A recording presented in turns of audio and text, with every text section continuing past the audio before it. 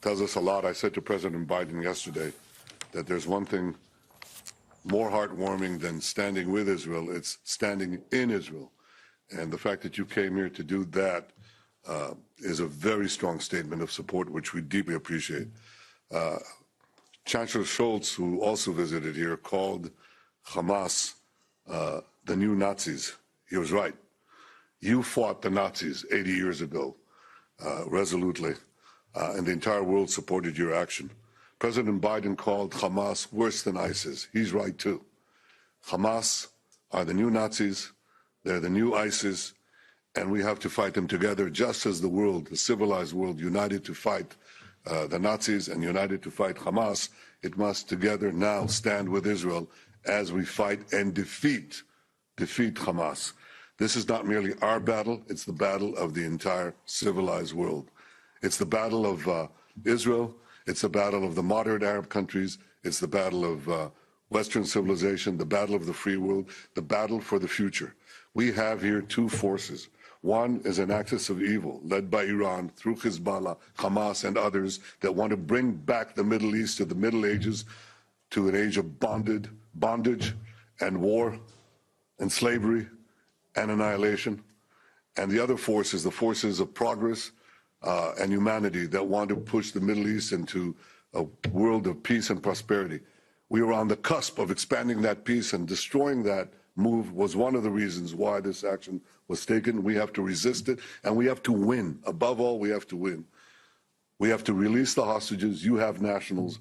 Understand that, I know you do, that we have their children, babies, women, elderly, Holocaust survivors, and your nationals. And we have to work together in every way possible, and we're doing that, to get them back.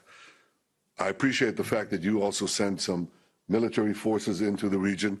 We discussed practical cooperation on many fronts, and I value that very much.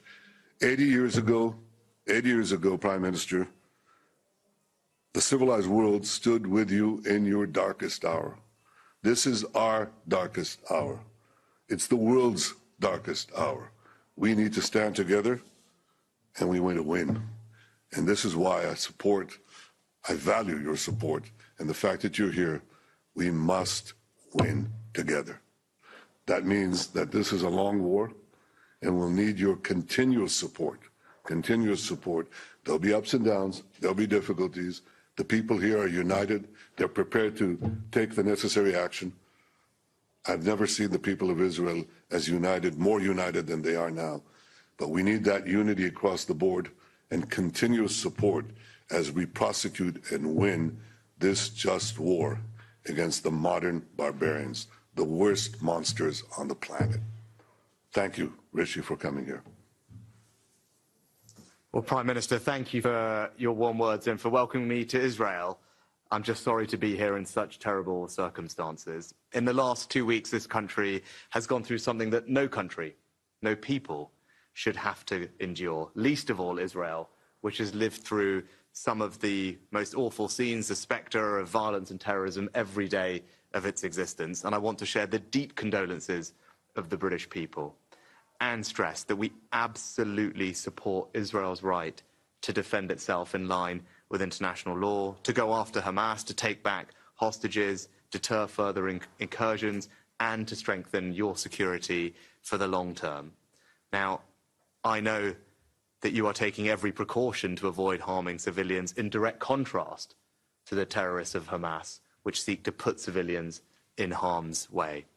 But I also want to thank you for the support that your government has given to the families of British nationals caught up in this horror, including your efforts to release the hostages, secure their release. And I know that we will continue to cooperate, particularly with regard to the British nationals that are involved.